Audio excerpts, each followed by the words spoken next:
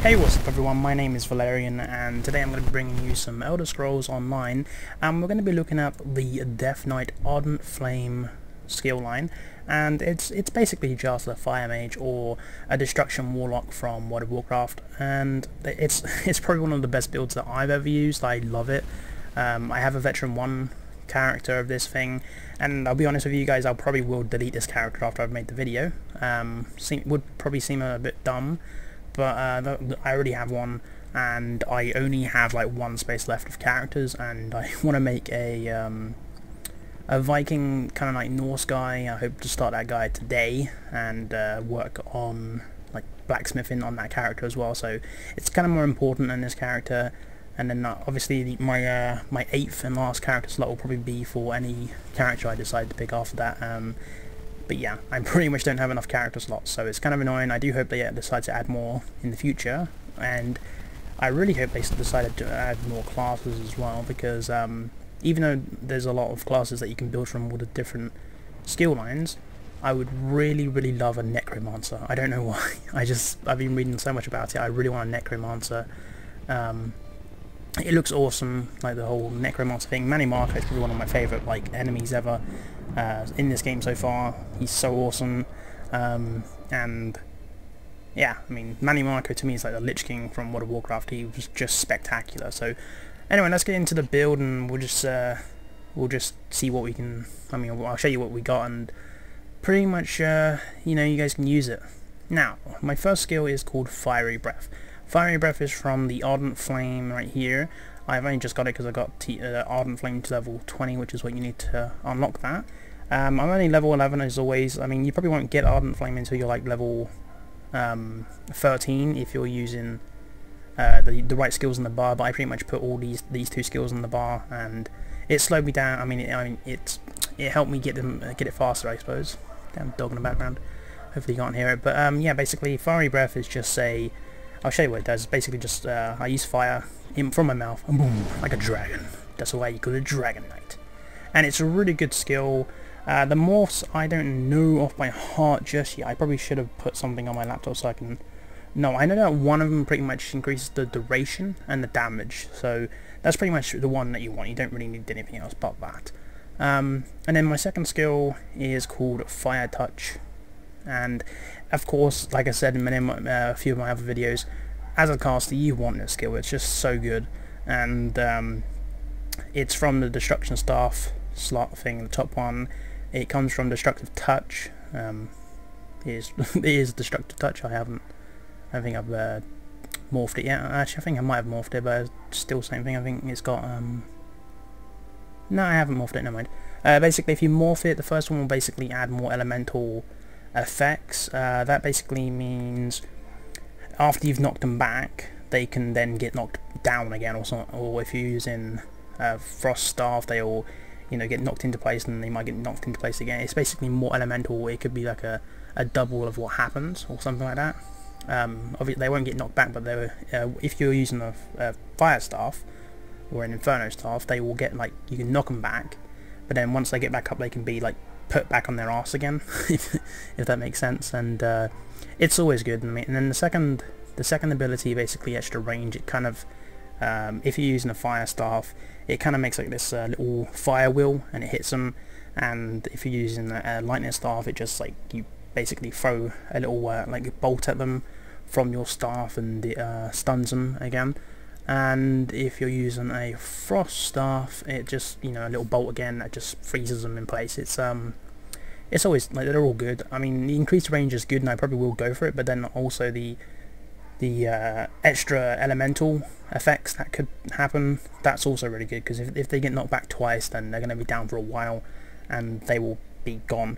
And this is actually a definite need for this class, even though I will show you other things that you'll probably think, you don't need it anyway. They're going to be they're going to be locked into place. But what you have to remember, flying things cannot get locked into place, and I'll go on to what I mean locked into place once we get past this next skill, which is Blockade of Fire, which comes from Wall of Fire from the Destruction Staff as well, or Elemental Wall or something.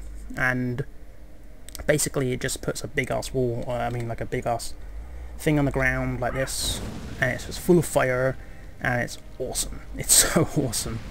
And I mean, I don't use it normally on other casters, but for this build, it's a definite must.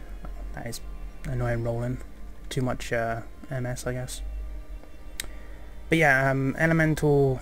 I mean, the elemental wall thing that comes from the destruction staff. It has 2 morphs as well, of course. The first one, one of them increases duration and the how wide it is and like how big it is altogether. Like it'll become like a bigger square or whatever it is. And then the other one, it has the same, I guess, width and duration, but it explodes, and then when it explodes it obviously deals damage. I went for the duration and the how big it is because it's better for this sort of build, but the explosion one is just as good, I suppose, or it's about as good. But for this class you kind of want the bigger fire, you know, everywhere, and the duration of it because it helps a lot. Anyway, yeah, so locking in place, as I said, is the Burning Talons from the lovely Draconic power line. Now, Draconic power line probably doesn't actually focus on the whole caster thing, but it just adds the most amazing skill in this entire build. And Burning Talons is amazing. Basically, it just locks them in place. Everyone in front of you, basically, you have to be quite close to them, but if you lock them in place, they are locked there for quite a big duration. I don't know how long is it. Immobilizes the enemies for 4 seconds and deals damage. It also deals damage. And an enemy can also activate the Impale synergy, which is even more damage. So it's really amazing. And because what makes it so amazing, I mean, not just lock in and damage, but because you can put down the fire and then lock them in place, so they are stuck on the fire. They cannot move. They are getting damaged not only from the Burning Talon and the fire thing, but also the fire breath. And I'll show you when I go into this dungeon why it is so good. Now, my 5th and final of the main skills is a Volatile Armor, which comes from, I can't remember what the original one was called. I can't remember now. Basically, it's the first skill of the Draconic armor line, Draconic power, sorry. And basically this just increases my armor, by 275 and returns 18 physical damage to melee attacks for 20 seconds. And I also have it morphed into a thing where it deals 34 physical damage on activation. The other morph for this thing is, I think the other morph basically increases the armor for the first 2.5 seconds. It increases by like 70 something. It might be less, I don't know. I've totally forgot about that one. By the way, the Talon morphs as well. You can do one which increases the duration, and then there's another one which increases, I think, the damage of when they're actually inside inside the talons or the roots that come out of the ground. I went with the extra duration and damage. I think they're both is pretty, you know, just basically this one here, you can see the little image, it's like a little fire thing. It's awesome. And then my ultimate, most people would probably use the Dragon Knight standard, but I've decided to go for the Draconic Dragon Leap. I use this on my level Veteran 1 character, and the reason I use this is because the whole Dragon Knight standard just doesn't really look out to me. It doesn't stand out. It's a good thing, but it doesn't really make me want to use it as much as the whole Dragon Leap, because I mean, come on, who doesn't want wings and to look like a dragon? And it's awesome. It knocks them back. It's really good to use once they have gotten out of the Talon and the fire thing. Like once those two have run out and you don't want them getting any closer to you, you can just use this and you'll knock them all back, especially if there's a massive group. Don't use it on just one person, use it on a group unless it's a boss. Alright, so yeah, that's all the skills, and of course go for all passives. The passives are good, especially in the Draconic, because it increases your armor and additional like dodge and stuff and block. And healing as well. I mean, you don't really have that many healing things. You can get dragon blood from this thing, but it's not that good. I hate that. If you're going to get any sort of healing, then just get it from the Resto staff. I have got my Resto staff leveled up a bit, but as I said, I'm pretty much deleting this character afterwards, and I will move everything over because of course I have all light gear, which I've made again. This is a new set that I made today. You're probably wondering why I make sets. I'm, you know, probably wasting materials and that, but I have like tons and tons of jute, And while hemming is kind of like, you know, it's kind of not, I wouldn't say rare, but it's hard to get hold of without deconstructing or buying it. I did buy like 100 and something the other month or weeks, a few weeks ago, and yeah, I mean I'm down to like 30, but I can always buy more. I have quite a bit of gold, so I'm wearing like all light armor, so you know, and I have a staff as well. But the good thing is, even though I have all these, it's not bound, so I can use these on other characters once I level them and stuff, so it's always good to keep hold of them. Hopefully you can't hear the dog, but she's that little yappy thing because of my new doggy. God, she's annoying me now. Alright, so basically we'll go into the dungeon. All my attributes are into Magicka. For some reason I'm not Magicka capped or Magicka recovery. In fact, let's quickly hit 5, and then as you can see, armor has gone into the whole overcharge, which is the soft cap, and basically it makes it so good. Like, my armor's so good right now, I'm pretty much a heavy armor wearer. So we're going to the dungeon. I noticed that when I was coming in first, the load was quite bad, the time for some reason. And with fraps it's going to be probably a bit longer, so I have to wait a few seconds. Hopefully my mic is blocking out my dog in the background. As I said, she's a little yappy thing, because she's got about a month, I think. I can't remember when I got her, but yeah, she's quite a yappy little thing. I think I got her at the end of last month. Alright, so yeah, we're going into the dungeon. Hopefully we can get some kills and not get interrupted by people. So basically, here you go, put down the fire, even though it's not there. There we go. For some reason there's a bit of lag there. And then you just use the fire breath and your staff, because obviously you want to use the destruction staff to be good. You don't really need to use the fire and the talon on single targets, but it probably will be good to use it sometimes. But the problem is the Magicka recovery right now for me is not that great, because I don't really have anything. So as you can probably see, my Magicka is not recovering as much as I would like. But there's a bit, I'm going to leave those so I can try and get ahead, but there's too many people in here. I think there's a bit of lag going on right now. I'm going to quickly check. Hopefully that'll sort it out. Yeah, I was getting a bit of lag, but hopefully that won't happen anymore, because I was on 30 FPS for some reason. Normally I'm on about 60. So again, we'll basically put the elemental, well, someone just fucking raped him. Okay, so hopefully we can get some kills going, but well, I'm going to go back and then I'm going to wait until they spawn so that I can show you some stuff. I mean, that's the problem with these dungeons. It's normally full of bots right now, and I don't want to like put you off the game, but it is kind of getting to the point where it can be very annoying, especially when you're trying to kill the last boss in the solo open dungeons or public dungeons. I mean, because it basically makes it so you can't get the loot, and the loot is really kind of important for the most part.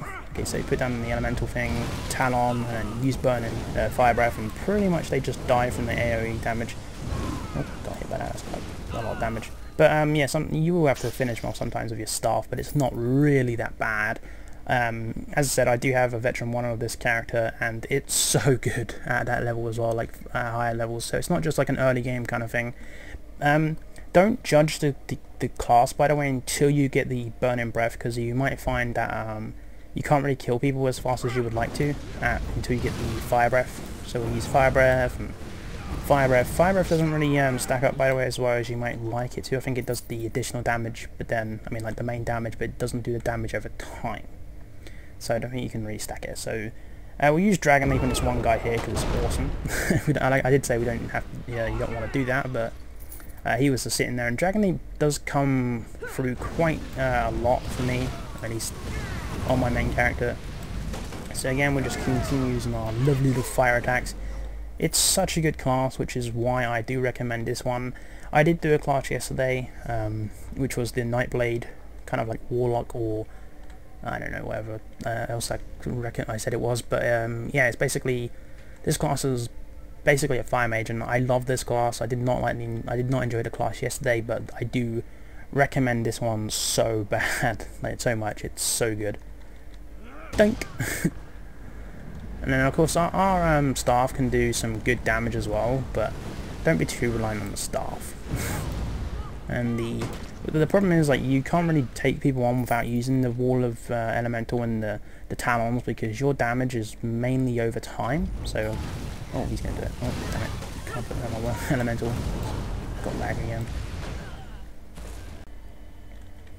Alright, so we get this little thing here. I don't know why I'm collecting it, because I'm just going to delete the character, as I said, but you never know. Alright, I am going to delete it, but yeah. So the boss is over there. He's going to die before I can kill him. Yep, that sucks. Okay, let's see if we can find anyone else to kill. Did someone? So as always, you just put down the elemental wall, use the talon, use the fire breath and the staff, and she'll start taking more damage over time, and then she'll die, and these two will get involved. So again, oh crap, I'm out of mana. Try to use a potion. Boom. But yes, it's such a good build. I recommend it, and we'll just try and get the boss, because I haven't actually done this for once. This is a different dungeon, which is good for once, because I normally use the same. I'm going to try and jump on them, but there's so many bots in here. Boom! Yeah, I didn't get the loot because I just didn't get enough damage into it, which is a pain. One thing I will say about this build, it's not really for solo end bosses. You don't really have, like, I guess the attacks that the sorcerer does, where it has like the shard attack or the lightning attack. But don't put that off, because you can do great damage either way. But if you need to get like that extra attack in, where say you're trying to get a solo boss, you're trying to get a boss in the public dungeons and you just don't do enough damage of all this, if you have the lava whip, which you get at level 30 Ardent Flame, so you'll probably get it around, I don't know, level 20 something, I guess. It's quite far away, and then you get like lucky with the books, looking through books and stuff. But this thing does insane damage for its level. For its like for a good attack. It's not really my sort of thing, but it's always good to use just in case you need to get that bit of damage into a guy so you can get the loot. It was also good against Molag Bal when I used it, so if you want to put it on to fight Molag Bal, because it's got a bit of range on it. It's not too much range. Obviously it's a whip, basically just whipping someone so you can so, yeah, I hope you enjoy it, and remember to subscribe, like it, leave a comment, and if you want to know anything more about this class, and as I said, I have leveled 1 to veteran 1, so if you want to know more, then just let me know, leave a comment, and yeah, I'll answer them, hopefully. Okay, so die, thank you. So yeah, we'll leave it at that, and I hope you enjoyed. Like I said, I'll catch you guys next time. Bye.